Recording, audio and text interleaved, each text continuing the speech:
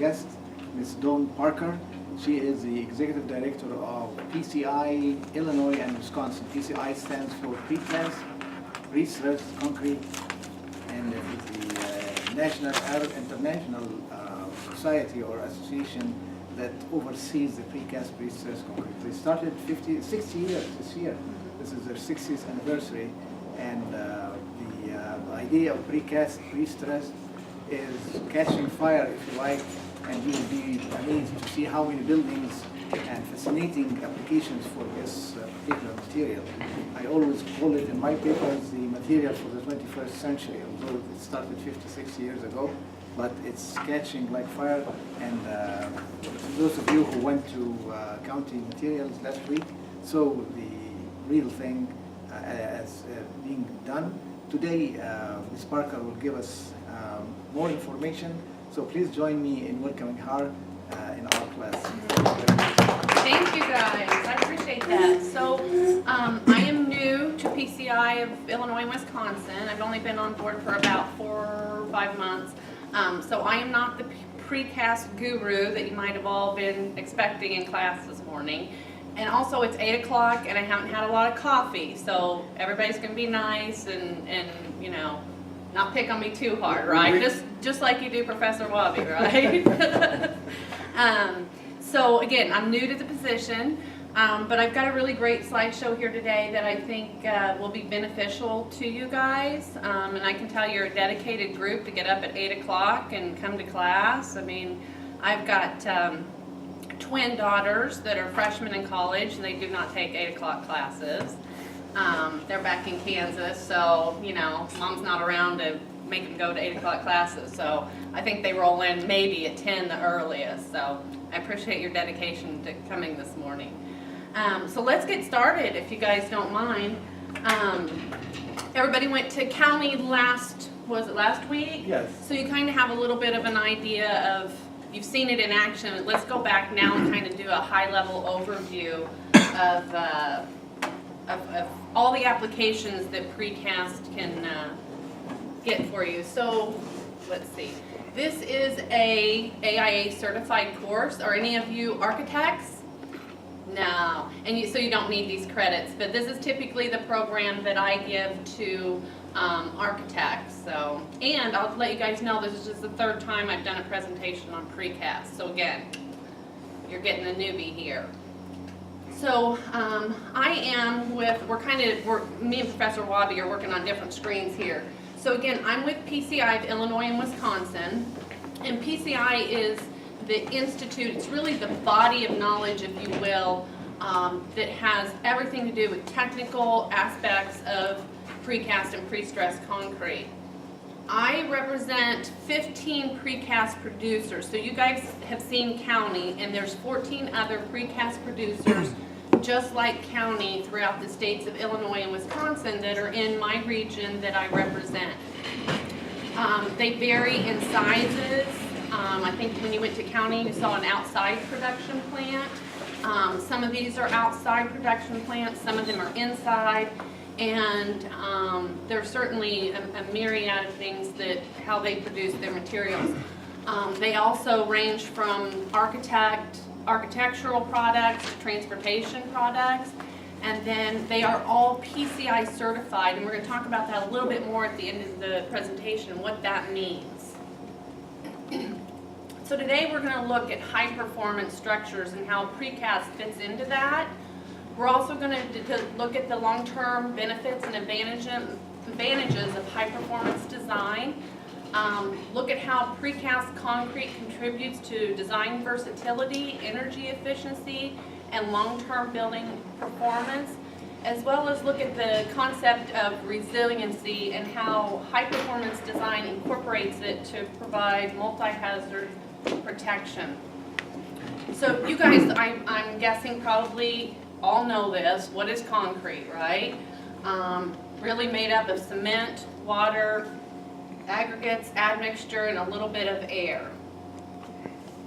Precast is simply defined as concrete that's cast elsewhere than its final position. This is a pretty broad definition, if you will, because It does include tilt-up, but what we're going to talk about today is precast that is plant manufactured, that's manufactured in a production facility rather than poured on site, tilted up. And the good thing about precast that's built in a manufacturing environment is that you have many additional benefits that really help you control your quality. So and it helps you control it on a consistent basis. So did you guys see pre-stressing at county when you went? Okay. So again, it's a method of reinforcing the concrete. Steel strand pulled into tension, and Professor Wabi has an example of what that strand looks like. After it's pulled into tension, then it's released into the concrete. And there's two different ways of seeing this. I don't know what you might have seen at county, but it can be pre-tensioned, where it is the strands are tensioned into the forms before the concrete's cast. The other way is post-tensioning, which means the strands are tensioned and pulled after the concrete is cast. So the good thing about pre-stressing concrete is it really increases your load carrying capacity. It allows for greater span, so you can do a longer span. It also reduces cracks, and it allows you to pour in smaller sections. And that allows you to reduce your weight. So let's look at some elements that are more common that are used in precast construction. So precast can be architectural and really looking at the building envelope, and it can be structural when you're looking at buildings, parking structures, and bridges. Here are some of the elements, if you can see this slide, of precast construction. You've got your load-bearing architectural span that's outlined there in A. Laser pointer. Let's see if I can point it. So you've got your load-bearing architectural spandrel. You have got an exterior column here in B, a double T or hollow core plank, and you probably, I don't think county, I know county doesn't do hollow core. So we'll look at some hollow core, I think, in some pictures here in a little bit. So that's hollow core plank. On D, you have an interior column.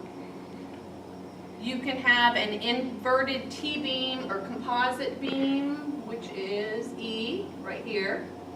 And then your shear walls, which is exterior shear wall, and stair systems can be precast. So those are some of the elements that can go into a building. Are all precast and plant All- transported? Yes, put together. It's like a jigsaw puzzle. It really is.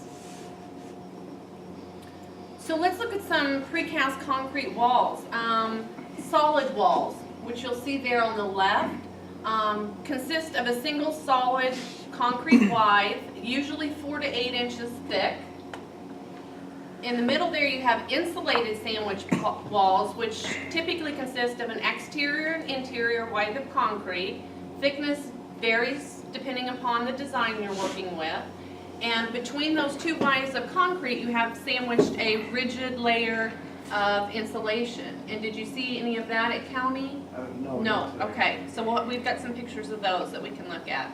And then the final is thin shell wall. So a thin shell is one exterior wide of concrete, typically 1.5 to 3 inches thick. It's supported by a frame system, and usually the frame system in precast is made from steel. Some systems, when you're doing the thin wall, can also incorporate insulation.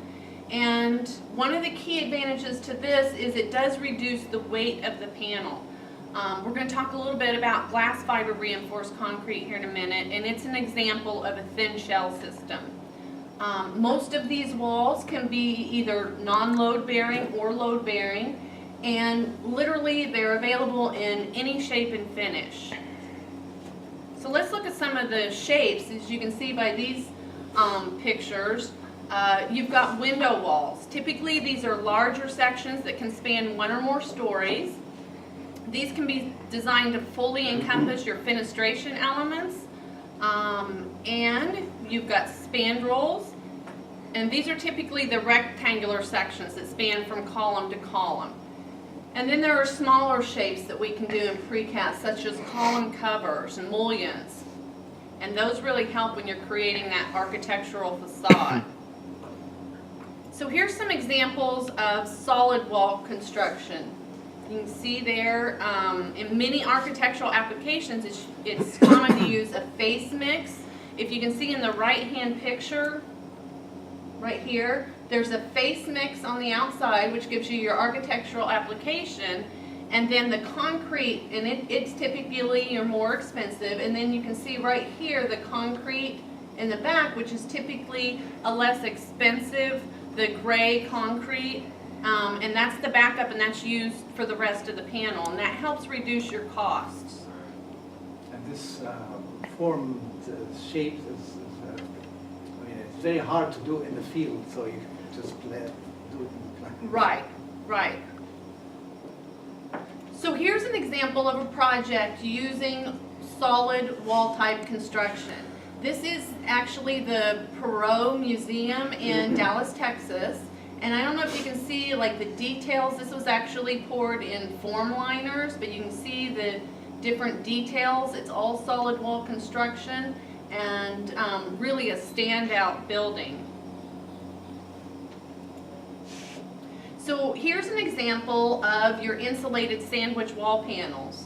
So as you can see here, you've got your interior concrete wide of concrete, you've got your middle rigid insulation, and then your exterior architectural application.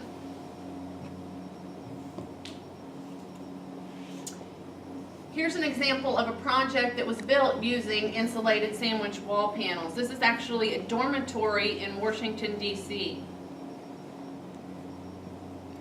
The next type of wall type we talked about was thin shell, again using that thin wide of concrete, usually 1.5 to 3 inches thick, and then a support frame. On the left, you can see here is a system that used steel, a steel stud frame system. And then on the right is a system that uses a concrete stud frame. Again, these can often incorporate insulation as well. Okay, glass fiber reinforced concrete. We talked a little bit about that. This is an example of the thin shell concrete. And you can see here in this application, the concrete is actually sprayed into a form. And the actual concrete contains glass fiber reinforcement. In the left-hand picture, you can see here where the steel is part of the support frame. And in the right, you can see this is glass fiber reinforced, and you can see the ornate details that you can get using this. Here's an example of a building using the glass fiber reinforced precast construction. So now let's get into a little bit of structural precast. Columns and beams, we looked at the elements before, but you can see there's columns and beams, and in this picture you can see an inverted T-beam in the upper left picture. You can see the flooring and roof systems. Usually they're double T's or hollow core planks, so you've got your double T's, and these are the hollow core planks that are usually used for flooring or roof systems. You've got your stairs and light walls.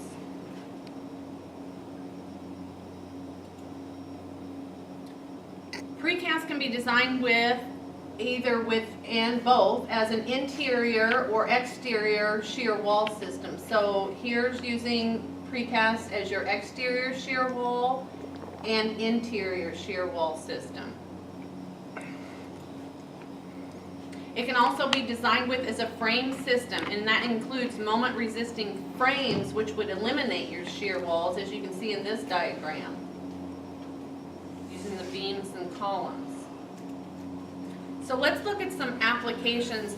Precast is, one of the great things about it is so versatile that most people really don't realize how many applications it has. It goes from one end of the spectrum to the other. from a gray structural system to a really ornate cladding and envelope system. So precast can really be used for typically any building from low rise to high rise, including retail, offices, shopping center, theater, entertainment, public and institutional projects, residential, you name it, precast can be used for that application. It can also be used in other structure types, so stadiums, arenas, correctional facilities, and data centers are becoming a more common use for precast. And then it's even used in structural applications, as you can see here. This is a stadium. This is an example of using precast in an correctional facility.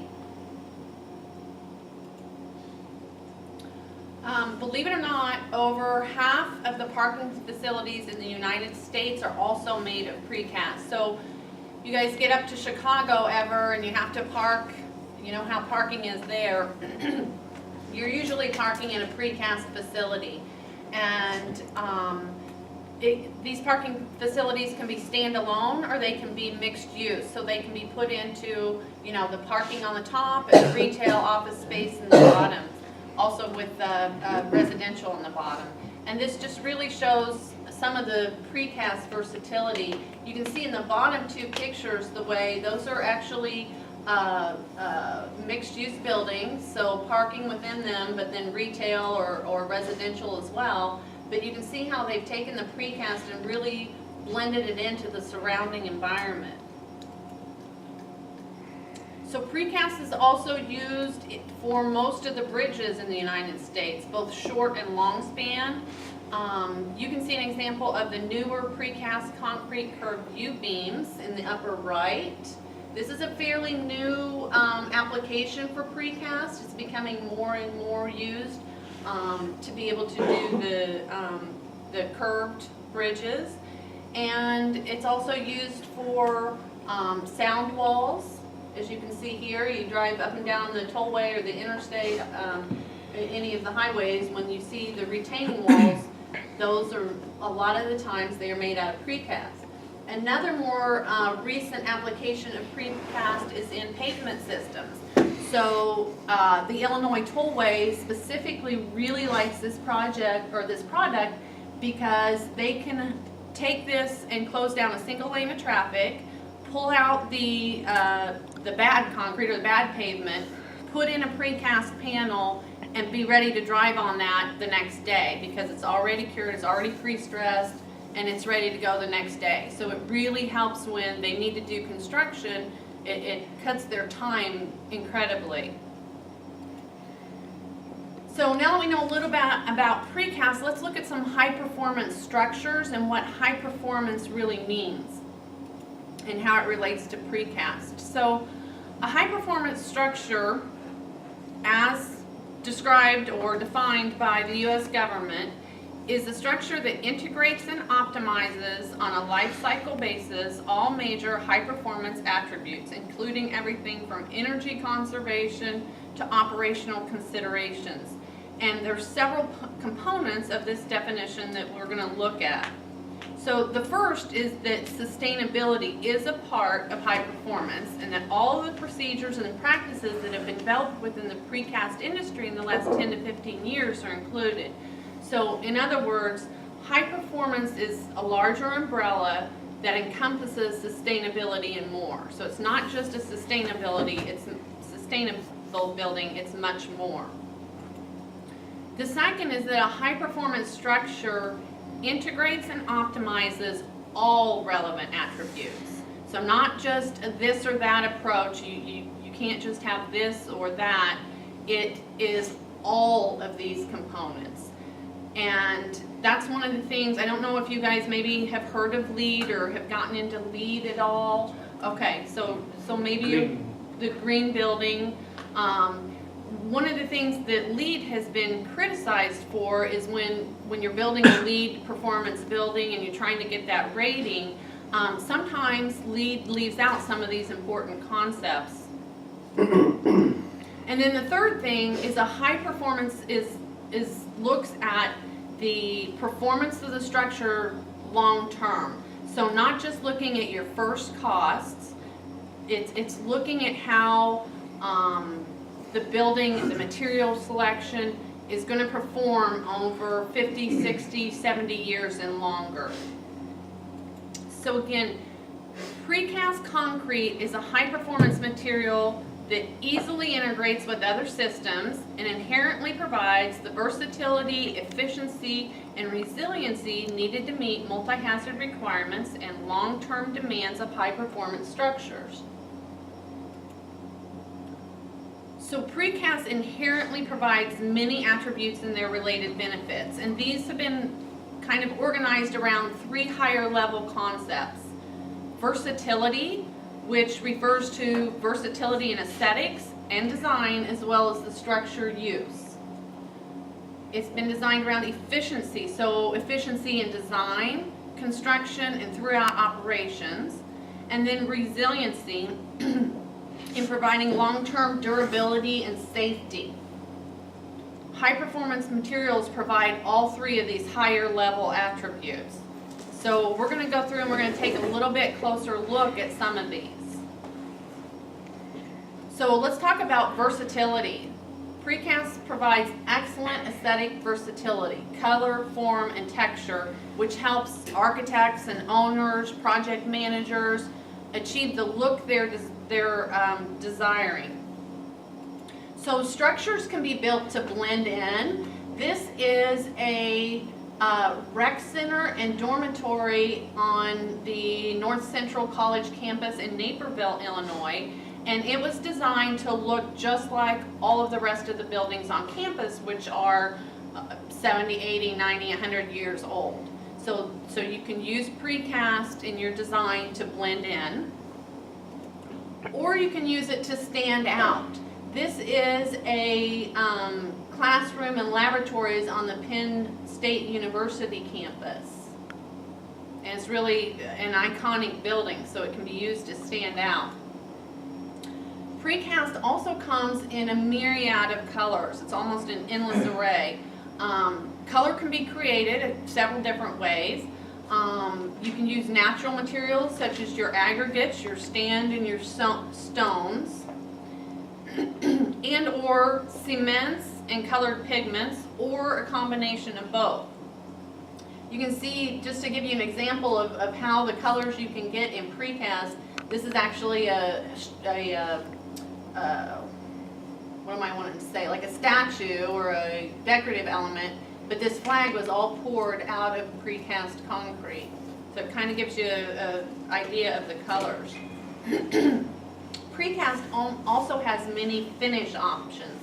So you can see up here, this is as cast, so there's no additional finishing after it's removed from the form, after it's been poured. You can see exposed aggregate right here, and that is achieved by using a chemical retarder.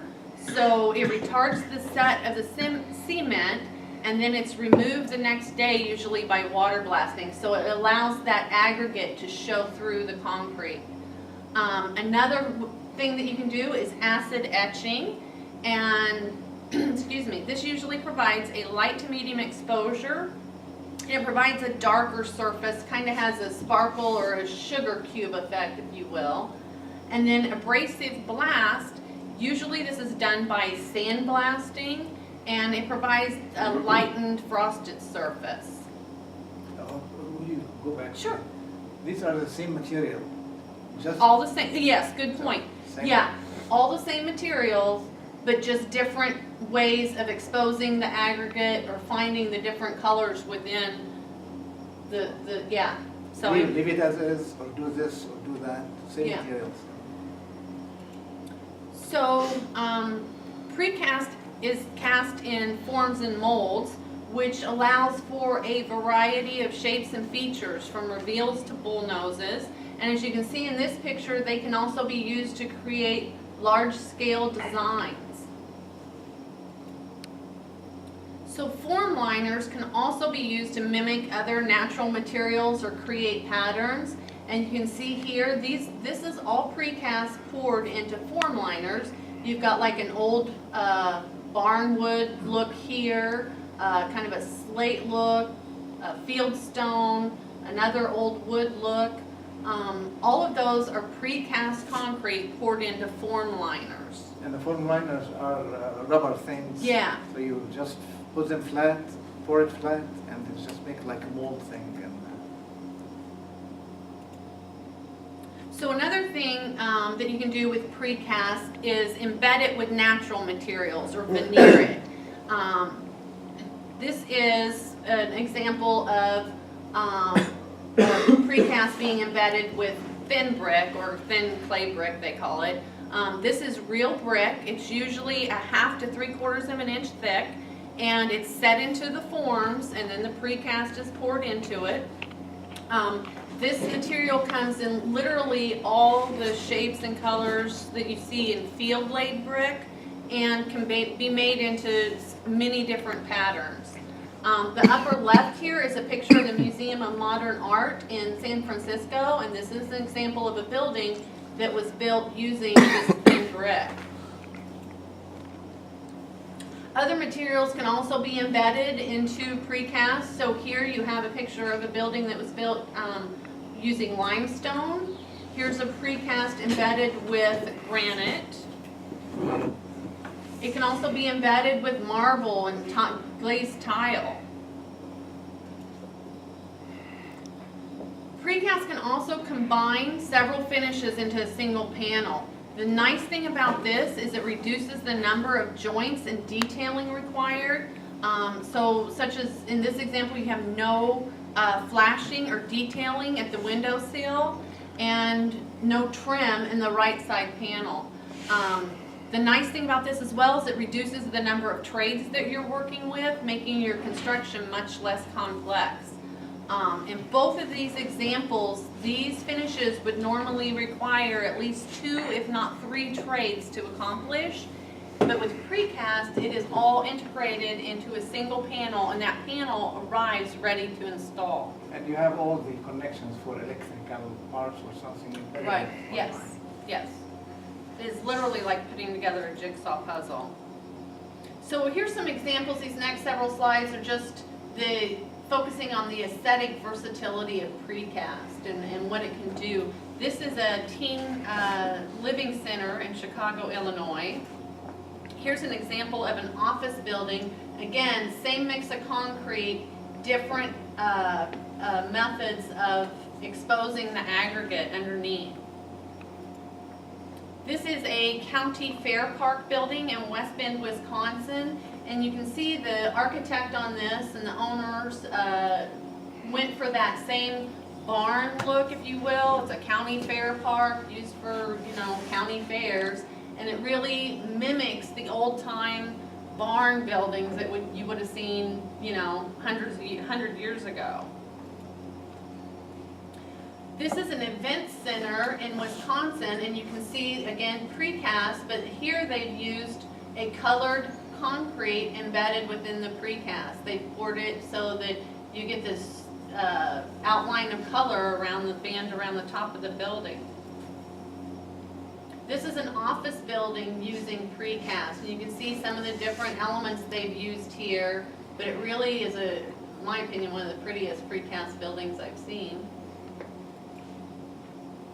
We talked a little bit about how precast could be used in decorative or, what am I wanting to say, standout, kind of standalone elements. And this is a bell tower on a college campus where it's all built out of precast. Precast also offers a lot of structural versatility, from varying shape and load points to creating longer spans and more open space. So we're going to look at the structural versatility of precast. First, I'm going to put out precast is a structure material. So the exterior envelopes can be designed to carry floor and roof loads, and this reduces the redundancy of another system for the same purpose. Saves you time, materials, and often cost. And it also helps contribute to more usable floor space. Another benefit is that precast, again, can be made in almost any shape to fit a project's needs. So you can see there, allows for curves as well as some versatility in designing. Again, we looked at before, here's another example of a transportation project using the curved U-girdle. Kind of gives you an example of the flexibility and then your span length that you can get using pre-stressing. So another thing that we can look at when we're talking about the versatility of a high-performance building is its adaptable use and its reuse. Precast can actually be recycled. So if it gets to the end of its life cycle, as this example shows, it can be crushed and reused in other applications. So here's being crushed and used for road base.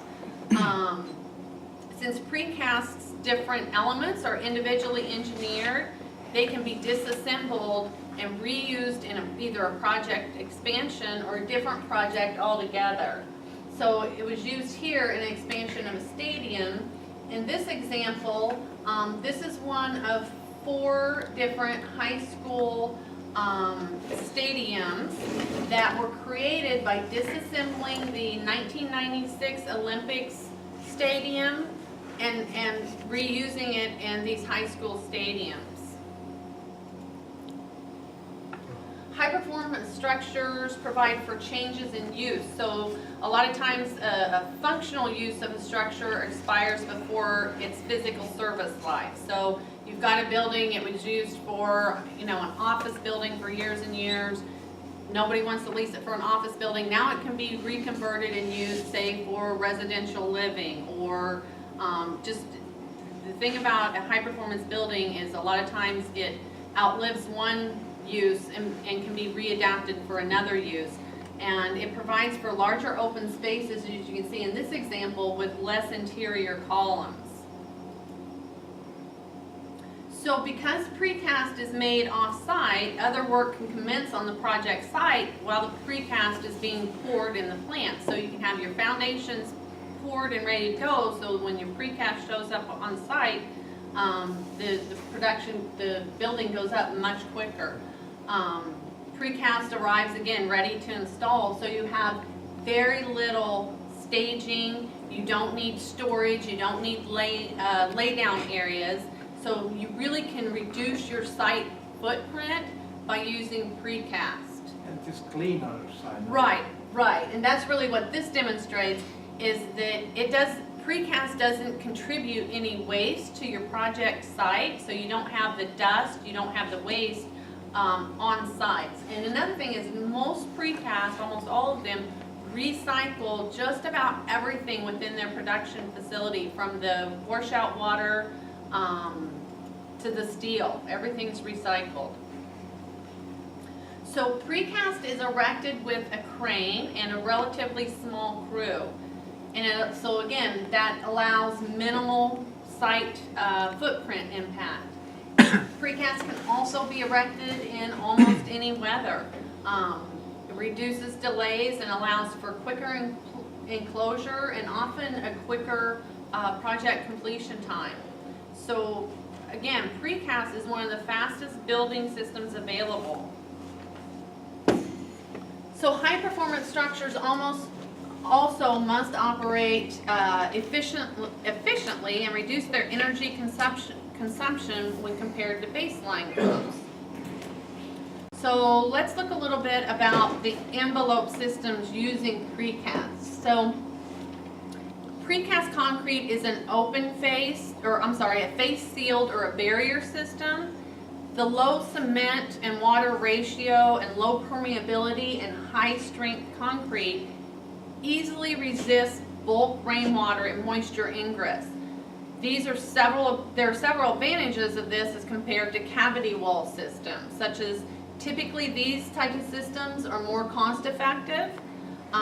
They eliminate cavities where moisture problems may go undetected until it's too late, and then they also allow problems to be detected faster and replaced easier and less expensively. So envelope systems also have to manage heat, air, and moisture barrier. codes such as the ASHRAE 90, and I don't know, have you guys gotten into codes much at all? Not much. Okay. Really touched on. Okay, so codes that you'll be building to, such as the ASHRAE 90, require continuous insulation in most climate zones.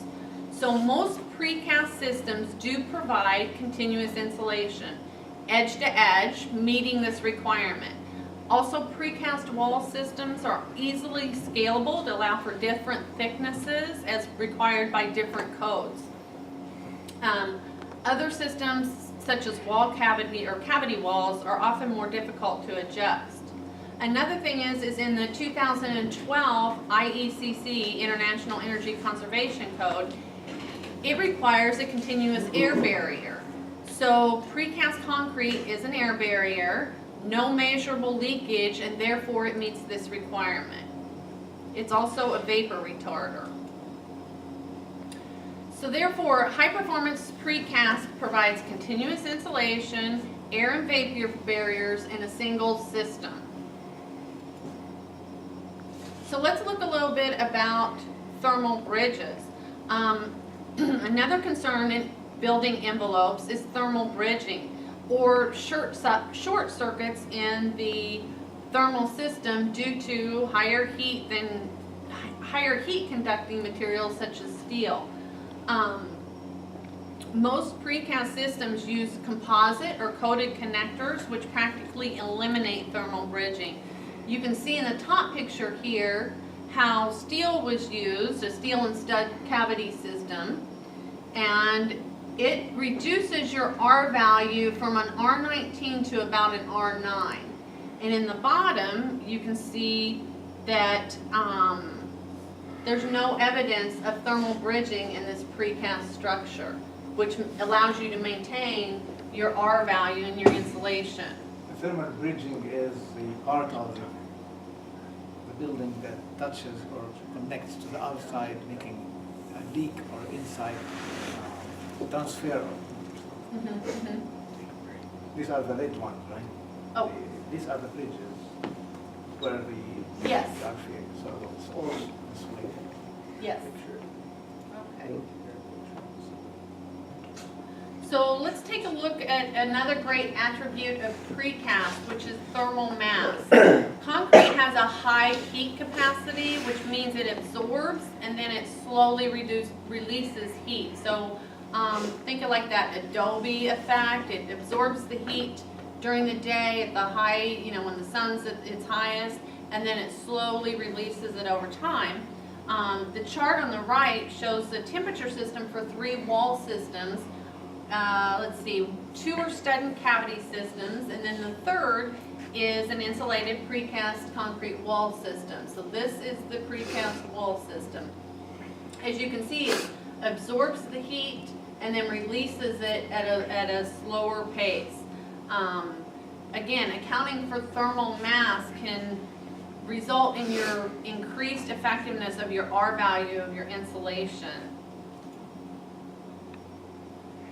So precast can also help reduce the use of other materials and their associated labor and costs, such as drywall.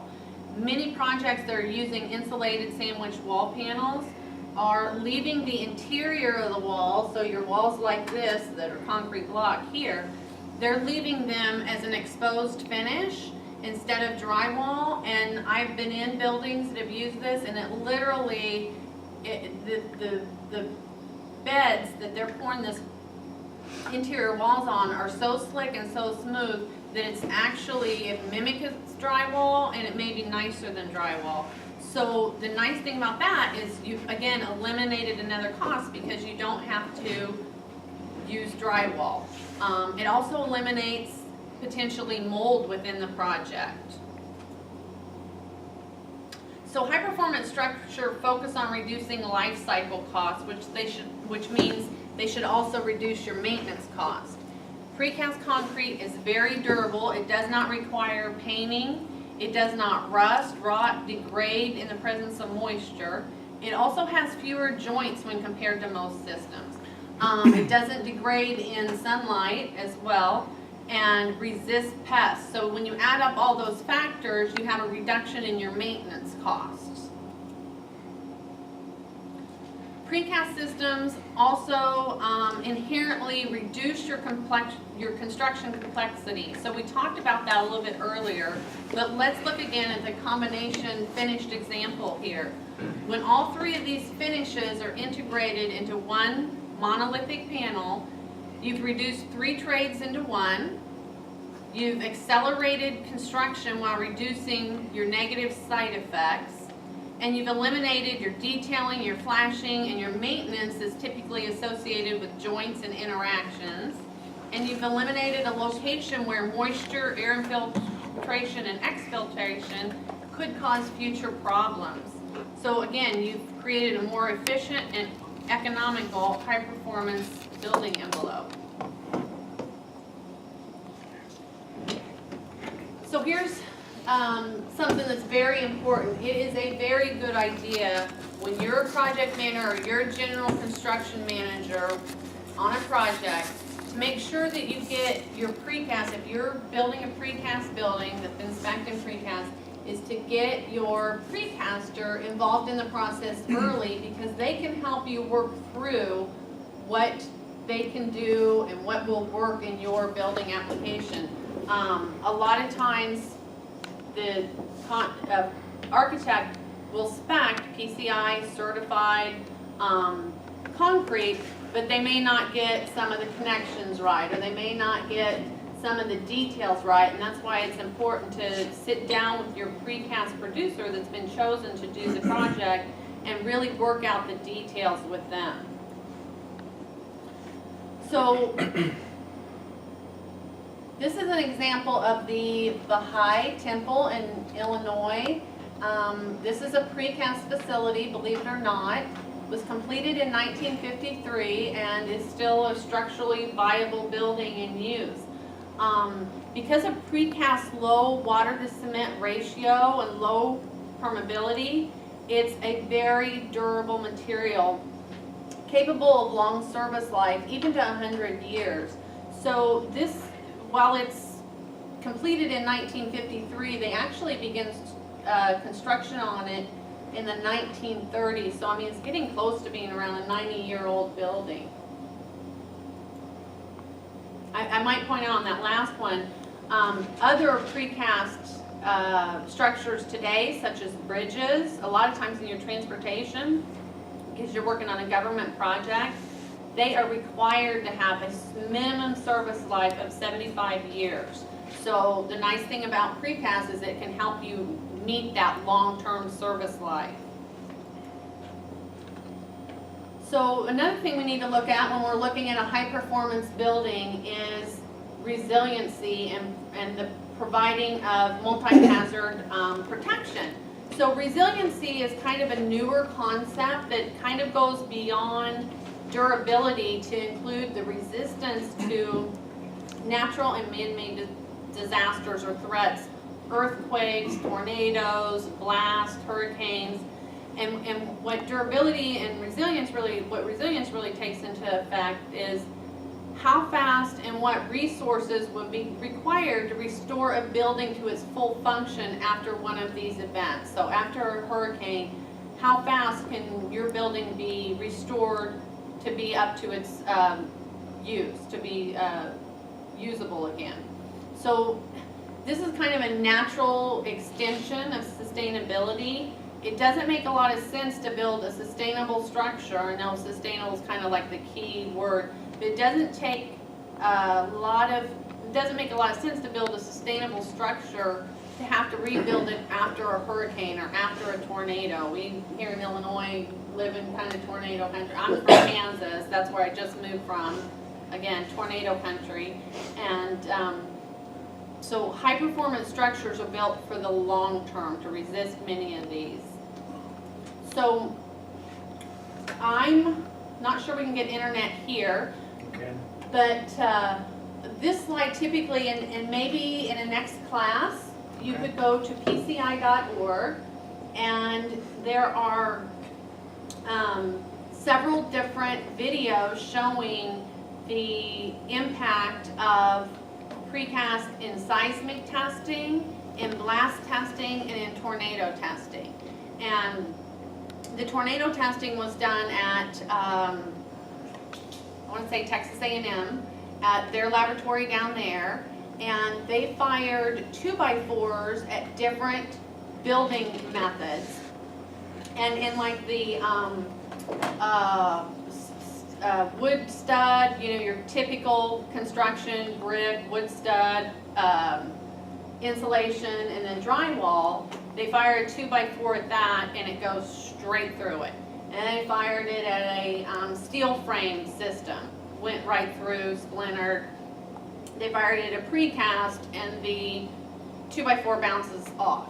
And so that's that idea of resiliency in these natural disasters is how does the building stand up?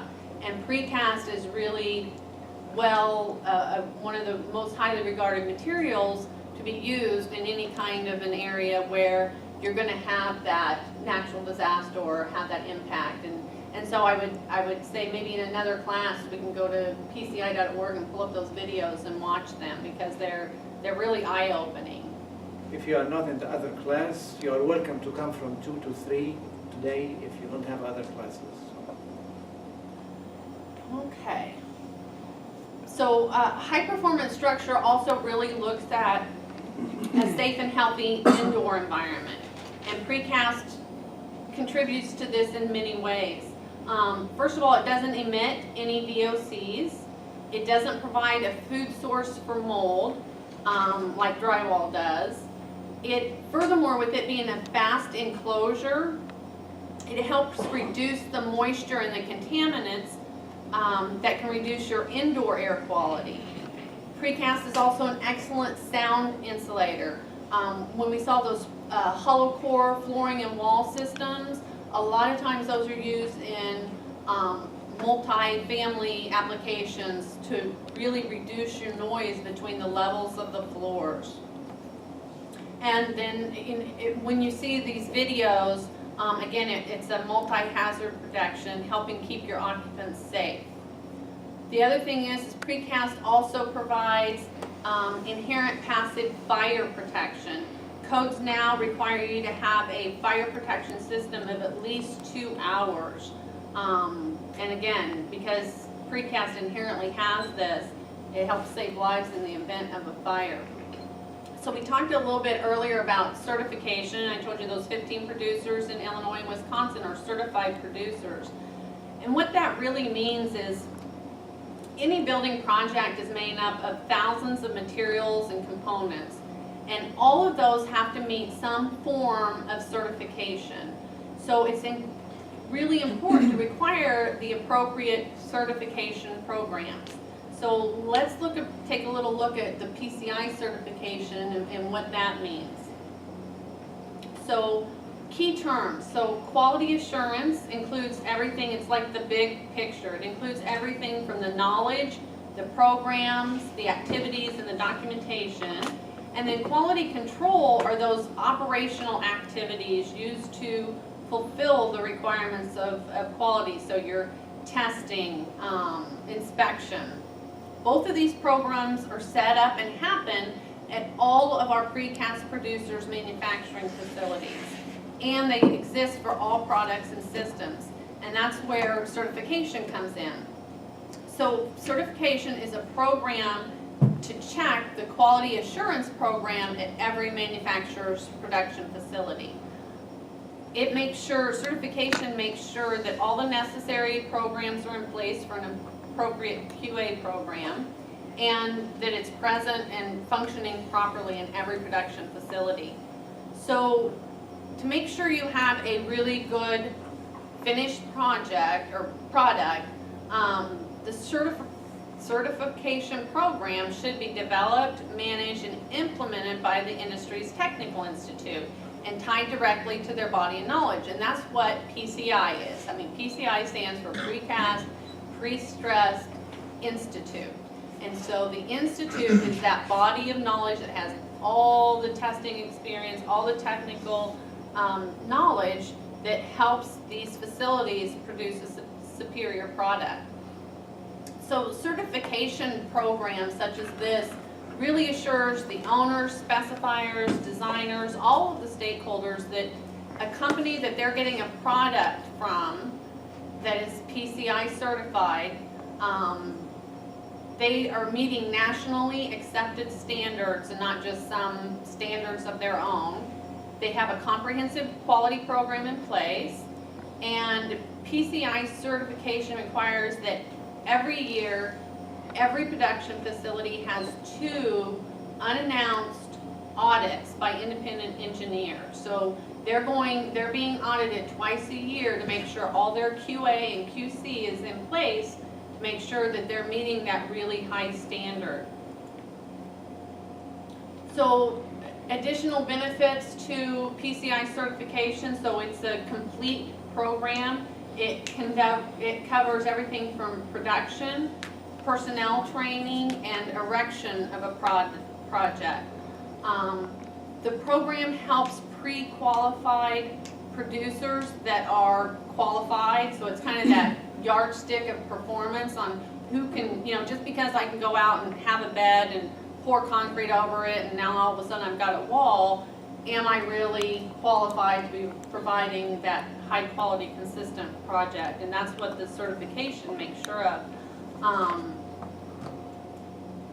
So the certification includes several categories, and you can see here A, B, C, and G. A is the architectural category. Now if you have somebody certified in architectural, you probably don't want them building your bridge because they're not certified in bridge production. They're just certified to build single architectural walls or elements. And that's kind of the different categories here.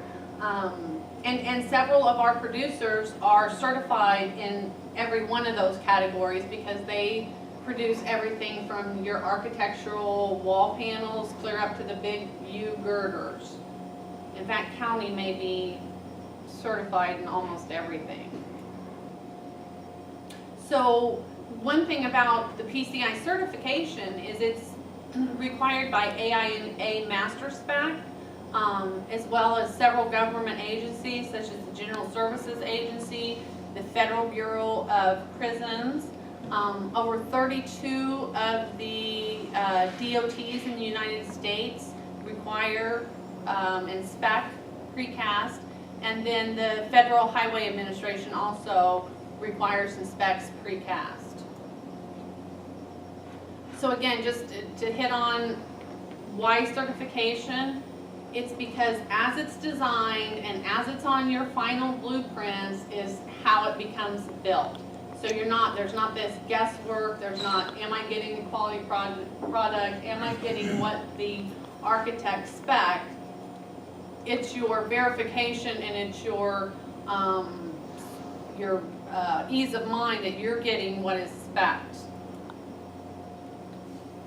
So really, let's kind of go back and do a real high-level overview, and then we can answer questions or do talking about any of the slides that we've looked at. So we really looked at high-performance buildings today and how precast fits into that.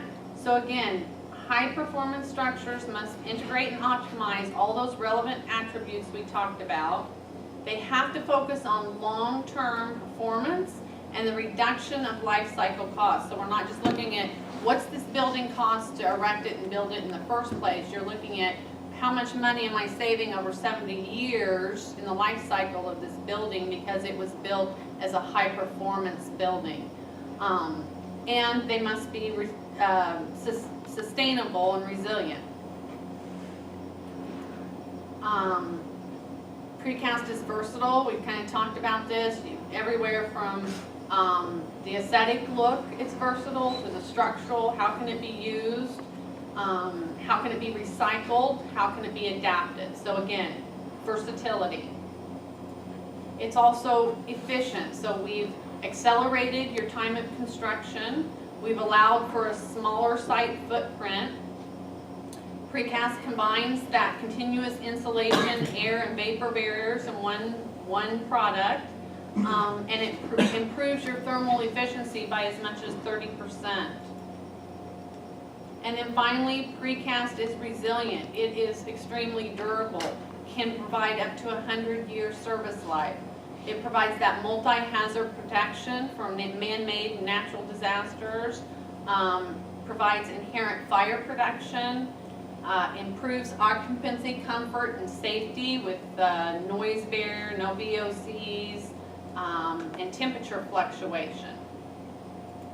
So finally, our final slide here, just reinserting that precast concrete is a high-performance material that integrates easily with other systems and inherently provides versatility, efficiency, and resiliency needed to meet the multi-hazard requirements and long-term demands of a high-performance structure. So I know that was a lot to get in an hour, Excellent. but Excellent.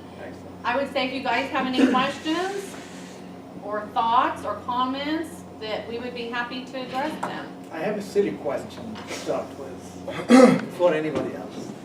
This is a perfect material, and I know that. What are the defects of it? Nothing perfect in the world. So Right. are there any deficiencies? Okay, so we've looked at, okay, it provides a long-term material. It's the quickest building system there is. I would say the downfall is, and I don't really think it's a downfall, in fact, when you look at the long-term, I mean, we're talking about buildings that are gonna last 100 years.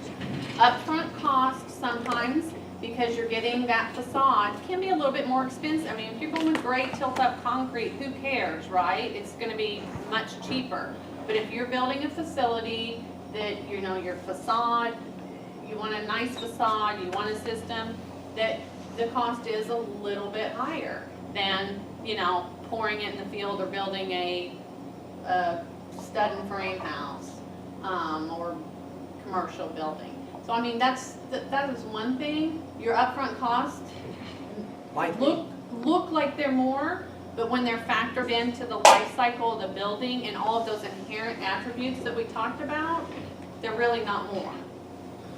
So I mean, one thing is to look at, if you have a high-rise building, say moderately high, 40 stories or something, and then it's done by the traditional way and it leaked after 3 years or 5 years, or it discolored or something happened. You have, imagine what you want to do to repair this. But with this thing, you put it and forget it. So Right. Right, it's those long-term maintenance costs that we talked about as well, so. So I'll leave the floor to you now. If there are any questions for Owen Parker? But if they're technical, Professor Wabi has to answer them, because I'm not an engineer or an architect. Any questions you have? And as a matter of fact, I want you to have one question each, if you like, please. All right. If I were to rehab a house, let's say made in like 1970, it was all drywall and there's mold, would it be worth taking like precast and putting it into one of those buildings, like for the walls at least? Ooh, I don't know. Because I mean the structure's old. And hybrid is not always easy with this system, because this system is the system. So if you have an old building, you can't just take a wall and bring another wall and put it, because it will be a little bit expensive, and you want to study it from structural and other logistics. How are you getting the wall inside the old one, I mean the old building? You would almost have to deconstruct Sure. the entire house and save some elements and rebuild a new house. I mean, Like getting a bathtub inside the old building, I mean, it's a problem, because everything, you have to put it before. So hybriding after the case is not always a piece of cake. Okay. however, let me just finish up on that. In larger applications, so my husband actually is an engineer, and he builds food manufacturing facilities. And in larger applications like that, so they build a structure, he typically does use precast in his new structures, but also he's got an older facility that he wants to expand and put in a new production line. That's where your precast can come into refurbishing, right? Especially when you're trying to do that match. So I've got an existing brick building like this. I want to add 30 more classrooms, or I want to add another 2 production lines on the side of it. That's where you blow out one wall of the plant and you precast that's a great example of using precast for reconstruction or refurbishing a building. But inside, it will be very tricky, if that's what you mean. Yeah, yeah. Now, we have another question in the back. Never mind. Never mind. So we will go by turn. Everybody must have one question for Don today, yes? How long do you guys guarantee your prefabricated concrete for? Like, do you have a How long is it guarantee? guaranteed Yeah. for? It depends, project by project and state laws. So like many of the building laws, I know, so I'm from Kansas. And in Kansas, and I'm from a home builders association, so I know a lot about the residential side. So you have to guarantee your product for 10 years. There's also a federal law, it has to be guaranteed for a single year. So with precast, I don't know, to be perfectly example, and it may be project by project, and in each contract, right? So you contract with the general contractor that we're gonna take care of this building for 3 years, 5 years, 10 years, and we guarantee that this won't happen, or this won't happen, or that won't happen. But as far as saying, we guarantee that this building is built right now is gonna stand for 50 or 100 years, I'm being honest, I don't know that there's any formal guarantee. Okay. And like, do you guys fix it? Like, do you have people on staff that can fix the problem, or do you guys just? We don't have staff. The PCI doesn't have staff. No, but the the people who are producing that, yeah. Yes, so, Do they just replace the whole entire, like, say, like an entire column goes bad? Sure. Do you replace the entire thing, or do you just go and fix absolutely. And so I have another presentation that really talks more about the versatility and the aesthetics of precast. And it shows, it shows when, say you're doing a project and the architect spec precast and they want it to have a limestone look. So the precast producer builds what they call a mock-up wall. They take that mock-up wall out to the actual site and they say, okay, this is what it's going to look like in this environment, in these conditions. And then from that mock-up wall, they say, okay, if we get a crack here, this is how we are going to fix it. If this happens, and a lot of this is included in that contract language, which it can be a bear in and of itself, and you guys are project management class. How many of you are going in to truly be construction project managers? Have you had contract classes yet, like looking at, so I mean, a lot of that will be within your contract language. So the precast producer agrees to fix any inherent cracks for a year after the facility is constructed, or the precast producer agrees to fix this or that. That a lot of times will be in your contract language. Rashad? Yeah, I was wondering about the Penn State building. If you knew how you use precast concrete to make that kind of rounded off structure. Well, those are kind of large pieces. I was just kind of curious. let's see if I can get back to the very first of them. We'll making look my at hands it. sweat. So that is actually it in the cover as well. So we're looking at it from a different angle. But typically that is the way you get those forms and those curves and those details is actually in the beds where you pour the precast into. And so this looks like, I can't guarantee this, but this looks like an embedded or a formline building. Embedded within brick or a formline building. But again, the forms are built, so I mean if it needs to have an angle to it or if it's a curve, the forms are actually built and then poured into, say, the curved form. And these forms, when you see it in an architectural plan, like the one we saw, is done like a furniture piece of furniture. I mean, very elegantly done. Right. And a lot of times, when you're looking at the very specialized applications, we saw the one with the design on the side, the big scale, I think it's people playing basketball. So those forms are actually a lot of times built out of wood. And they put the special detailing in there, and then they pour the concrete, and that's how you get that special detailing. I mean, they were actually built in wood forms, and a lot of times in those wood forms, you can get up to 30 pours in each form, so you can reuse it like 30 times, and then you have to build another form. So what Don mentioned now is one of the key elements in precast concrete in particular is the repetition. If you have one part, one of a kind, now you pay much slot in making a form and then you use it one time. But if you use it 100 times or 70 times or whatever, now you get back your money because you are repeating repeatability. Right. And those form liners we talked about when we saw the mimic for slate or wood or the ridges in the concrete, those are the form liners. So those are typically put into not wood forms, although they can be. And then they're pulled away from the concrete. So those rubber form liners, they're typically used about 100 times. So you get your money back. Right, right. And again, that reduces your cost. I was also kind of wondering about the precast concrete with the marble and the limestone, well, specifically like I think it was like the marble. Wouldn't that like hurt the quality, like the toughness of it, because you're like putting marble in it? No, because it's not, when you're using marble and like the glazed, it's not poured into it, it's attached to it after. Does that make sense? So they do connection points, and then they connect the material, specifically the marble and the glazed tile, it's connected to the precast after it's poured. Yeah. Another question. Questions? Yes. I'm not sure if you said this or not, but is precast concrete eco-friendly? Very much so.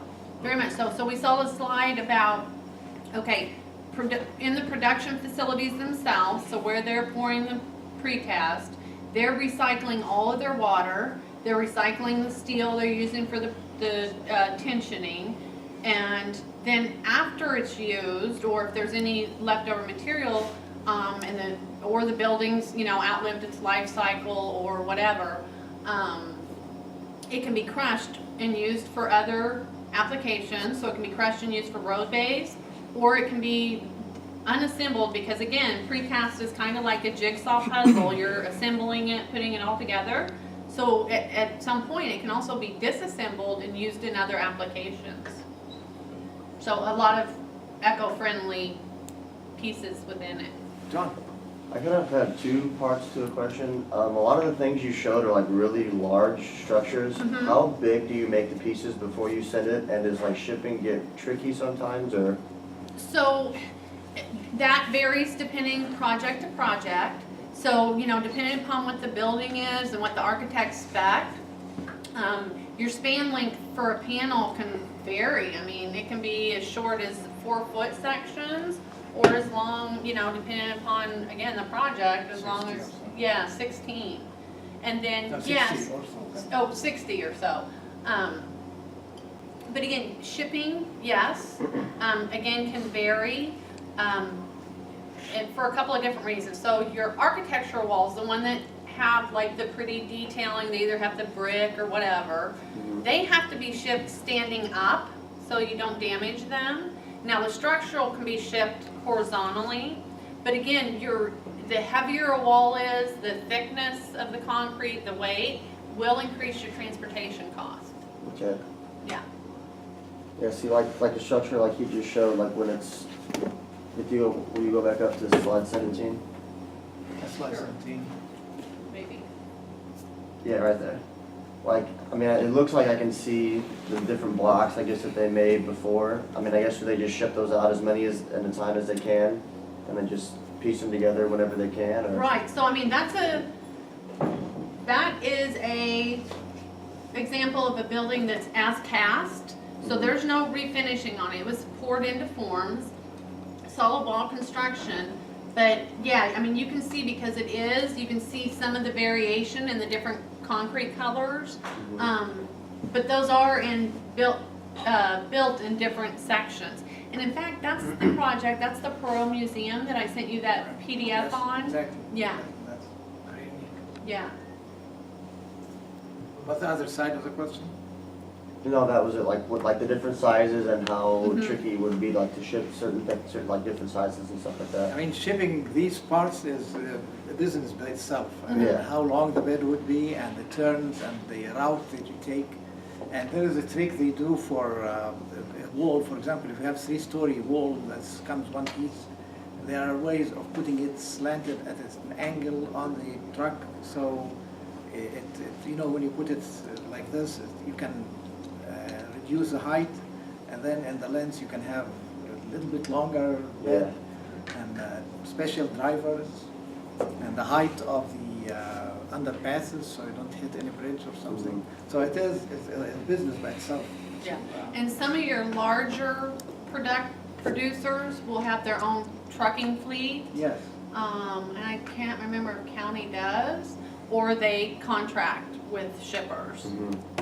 One thing that's interesting, that the cranes go by lift.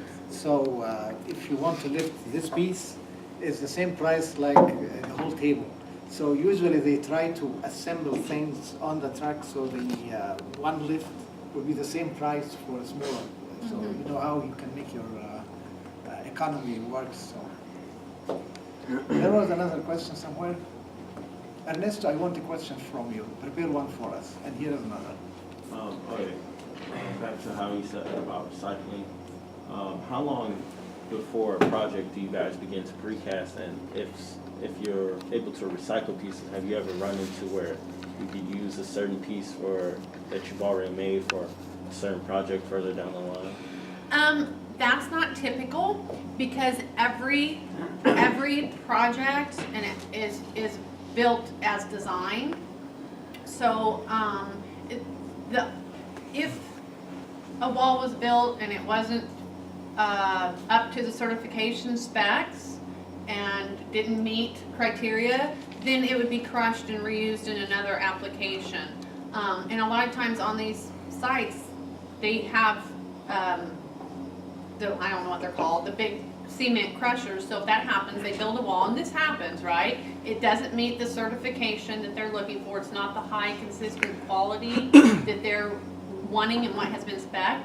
Then they have to take that off the production line and out of schedule and reuse it. So typically it's crushed. The only time it would be used in another application is if they wanted to like use it as a sample, right? A lot of times if you go to these production facilities, they have a huge yard of sample walls showing what they can do and what, you know, here's what acid blast looks like, here's this aggregate exposed and what it looks like. A demo thing.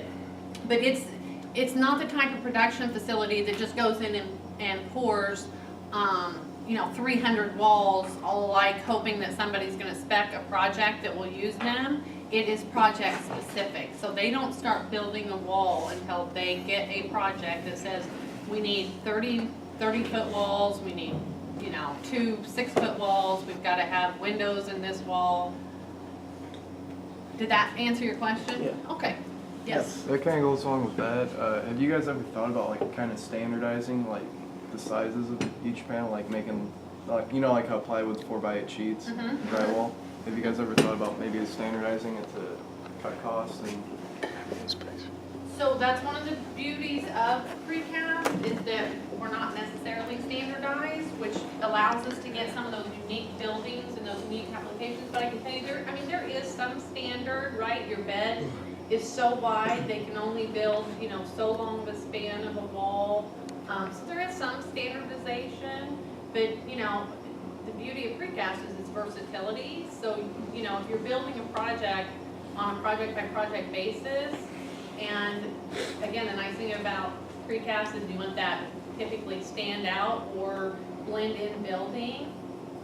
And No, I made the build on this project by project is that precast elements are not like 2x4s. You go to any disposal or deep one, they pick them up and work.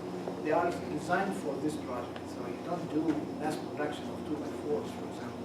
You make maybe 100 beams for this project that are designed. So the process starts, standardization starts for this project, for example. The architect and the producer work together to standardize for this building. So they build instead of 20 of this and 10 of that. So they say, how about the producer? How about we standardize them for this project instead of 20 and 30 and 5 and 2? We'll make 75 the same thing. So you adjust your design. So that's the beauty of working with the producer. So the standardization that you want to be for this project. It's not like you go there and pick up the beam and move it somewhere. Now, we want a question from Eric and Alison, but we want Alice. Yes, we have. What's like the most standout building that your company's done? She doesn't have a company. PCI is not a company. No, PCI is just the place that. It is the organization. They have producers. They build. So Right, but I mean, like, what's the biggest company that you've done that has used this I'll kind see, of? well, so that one of the producers has done, let me see if I can find it. Big project. Yeah, what's like the biggest one that stands out to you? How often, or do you ever get up to Chicago? Yeah. Okay, have you seen the, right off of Michigan Avenue, the Hyatt condo and residential? Yeah. It's real, well, I'll show you just a second, maybe. I see it on the. Can you see the San Francisco thing? Oh, yeah. Building that makes like a pyramid. It's one of these. I'll find it for you. Maybe. This is a slideshow all on aesthetics. Goes more into detail.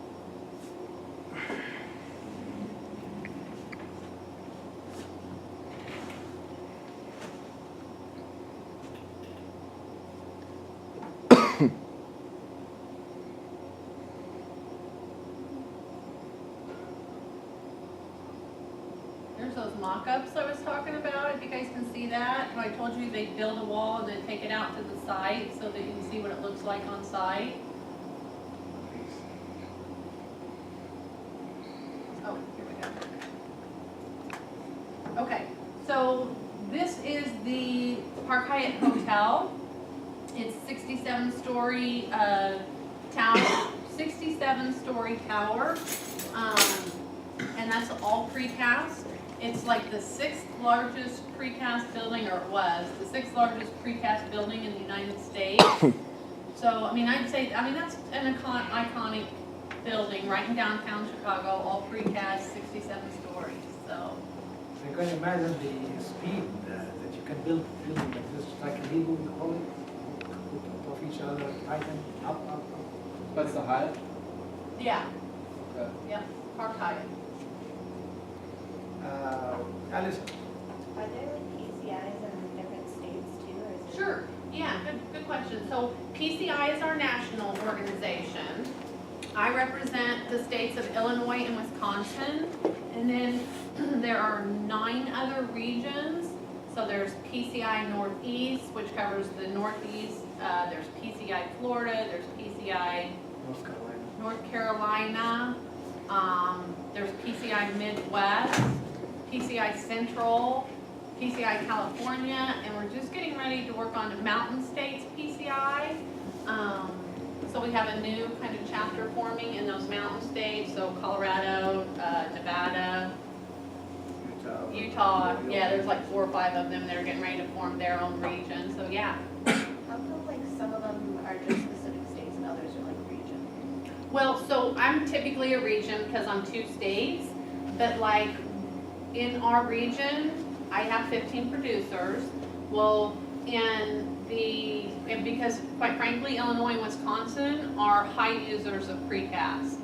Your Midwest states, there's like 6 states in the Midwest region.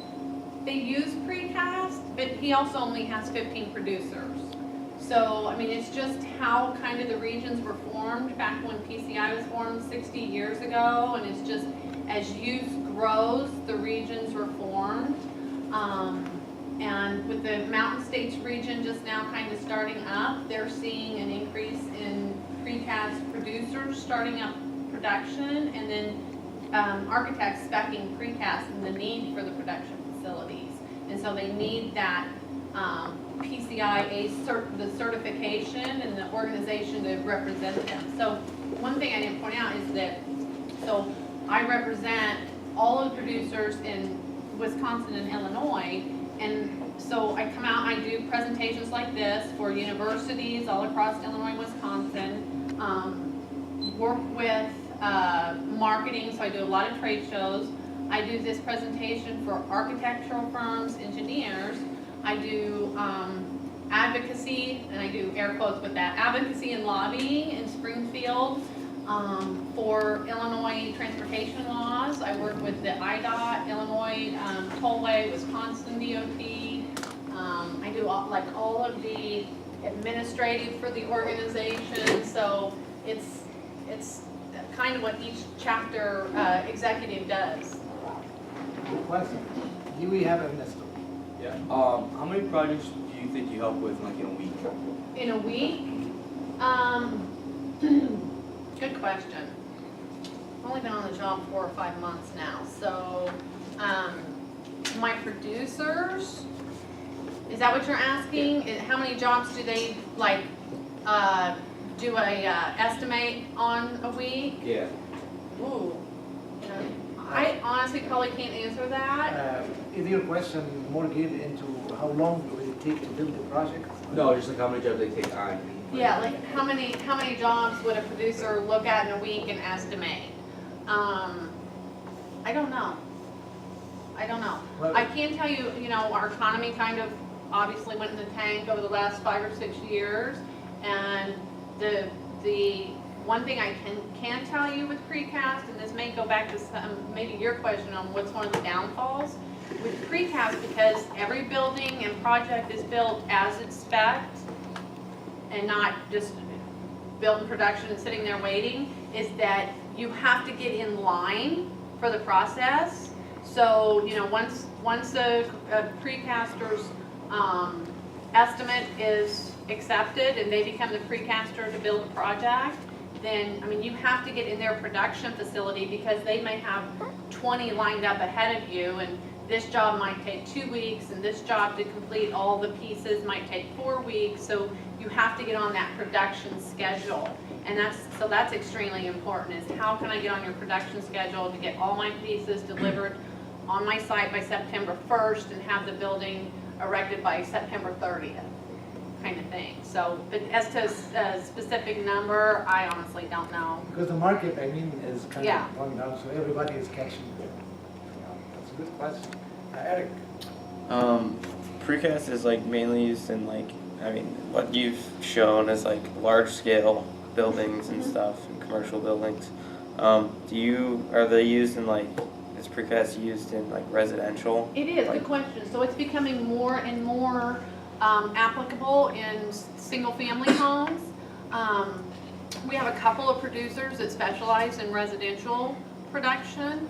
The hollow core plank that I showed you is used a lot, above garages or below garages, either one, in the floor or the roof system, for its insulating value. So, it's a small application in that way, but they are building full residential homes. A lot of the, and I want to say single family, but also, 3-4 family use, multifamily use, in urban areas. So downtown Chicago, anywhere within there where you've got a 32-foot lot and you're trying to put in you have a 25-foot building, it is so much easier to go in there and drop in because you have that teeny tiny footprint, you're dropping in your precast walls. The other application where it's being used in residential is to really show what it can do. So one of my producers is building 2 right now, maybe more, precast homes in Washington, Illinois that just got hit by the tornado. And I want to say a third of their homes were destroyed in Washington from the tornado. So they're going in and they're building a couple of precast houses, and they're building them right next to frame houses.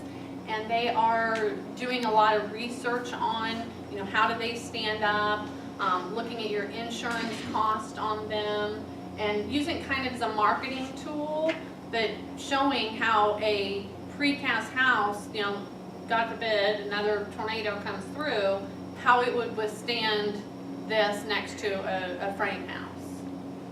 Now, building on this interesting application for precast concrete for earthquake areas in San Francisco and others, they are not experimenting but applying this in a limited area, is to have the components, you have a column and 4 beams coming from each one. So to have the elements going into sleeves on each other, so when the earthquake moves or shakes the building, they move independently, the units move independently, so the building doesn't collapse, or put some springs somewhere, so it can be applied for this as well.